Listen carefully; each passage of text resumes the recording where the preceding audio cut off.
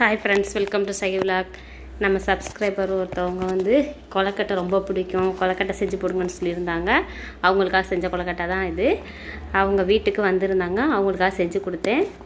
இது வந்து கொலக்கட்டை மாவு சுடுதண்ணி வச்சு நல்லா உப்பு போட்டு பிசைஞ்சு வச்சுக்கிட்டேன். ஒரு பாத்திரத்தில் நெய் விட்டு 100 கிராம் பாசிப்பருப்பு போட்டு அதில் வந்து 1 கப் அளவுக்கு தேங்காய், துருவின தேங்காய் போட்டு ஏலக்காய் பவுட்ரு 2 ஸ்பூன் போட்டிருந்தேன். வெல்லம் வந்து 1/4 கிலோ வெல்லத்துக்கிட்ட போட்டிருந்தேன். போட்டு அதையெல்லாம் நல்லா மிக்ஸ் பண்ணி வச்சு இந்த ஸ்டஃபிங் ரெடி பண்ணி வச்சுக்கிட்டு, அதுக்கப்புறம் அதை மாவை குட்டி குட்டியாக உருண்டை ஊட்டி வச்சுட்டு வாழை இலை கட் பண்ணி வச்சு, அந்த வாழை இலையில் அழகாக இந்த ஸ்டஃபிங்கை உள்ளே வச்சு அந்த மாவுக்குள்ளே வச்சு அவிச்சாச்சுங்க.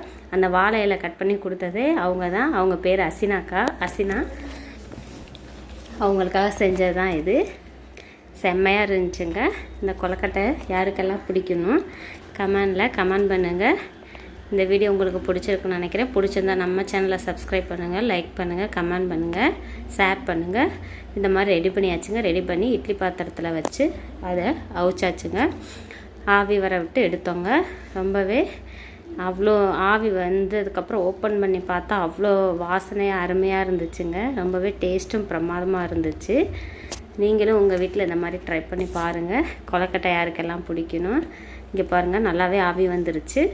யாருக்கெல்லாம் பிடிக்குன்னு கமெண்டில் சொல்லுங்கள். ஆவி வந்துருச்சுங்க. இப்போ ஓப்பன் பண்ணி அதை பார்த்தவங்க எவ்வளோ அருமையாக அழகாக வெந்து வந்திருக்குன்னு பாருங்கள். சூப்பராக இருந்துச்சுங்க.